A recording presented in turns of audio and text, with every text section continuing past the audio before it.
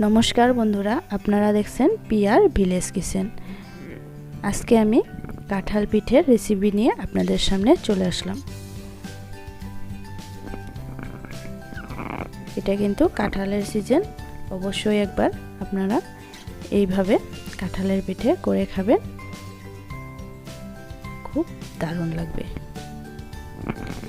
কাঁঠালটা এবার ভেঙে নিচ্ছি। আমি কিন্তু হাতে তেল মেখে নিয়েছি যাতে কাঁঠালে থাকা আঠাগুলো আমার হাতে না লেগে যায়। কাঁঠালের থেকে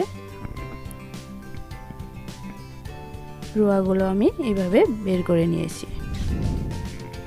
এবার একটা ছিদ্র থাকা পাত্রে ঢেলে নিচ্ছি যাতে আমি রসগুলো বের করে নিতে পারি সহজেই। এবার আমি রসগুলো এইভাবে বের করে নিচ্ছি। খুব সুন্দরভাবে রসগুলো বের হয়ে যাচ্ছে ছেঁকে।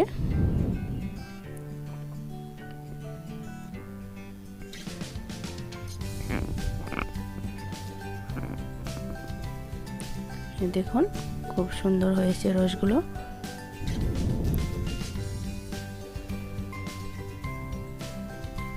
এবার আমি এই রসগুলোর মধ্যে চাউলের গুঁড়া আর আটা দিয়ে পিঠার মিশ্রণটা করব। একই পরিমাণে চালের গুঁড়ো আর আটাটা দিয়ে দিয়েছি।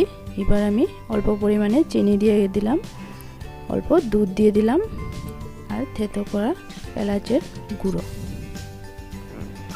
আপনারা নারকেল থাকলে নারকেলও এর মধ্যে ব্যবহার করতে পারেন।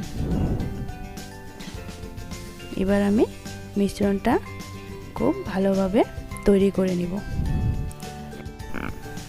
মিশ্রণটা কিন্তু আমি খুব পাতলা করব না, ঘনই রাখবো। এবার আমি 10 মিনিটের জন্য ঢাকা দিয়ে রেখে দিলাম। এবার এদিকে কড়াই বসিয়ে দিয়েছি, কড়াইতে তেল দিয়ে দিলাম। তেলটা আমি সাদা তেল ব্যবহার করেছি। এবার আমি মিশ্রণটাকে এক এক করে দিয়ে দিব। এই সময় কিন্তু আঁচটা লো ফ্লেমে রাখতে হবে।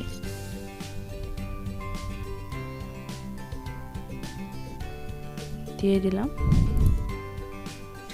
এই পাশটা ভালোভাবে ভাজা হয়ে আসলে ও পাশটাও উল্টে ভেজে নিব।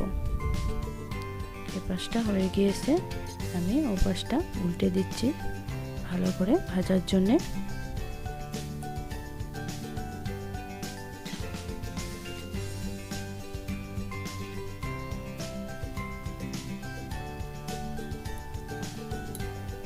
এভাবে উল্টে ভেজে নিব ও পাশটাও।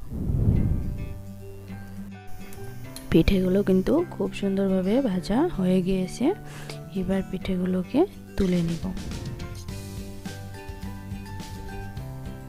তুলে নিচ্ছি।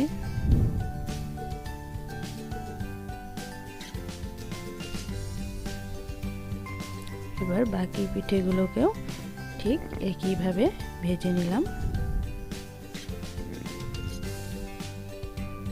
ভেজে তুলে নিলাম। পিঠেটা ভেঙে দেখাচ্ছি কত সুন্দর নরম হয়েছে, খেতেও খুব দারুণ লাগবে। কিন্তু রেসিপিটা ভালো লাগলে ভিডিওটা লাইক করবেন, চ্যানেলটা সাবস্ক্রাইব করবেন। আমার সাথে থাকা সকল বন্ধুদেরকে ধন্যবাদ জানায় ভিডিওটা এখানেই শেষ করছি। আবার দেখা হবে নতুন কোনো ভিডিওর সাথে।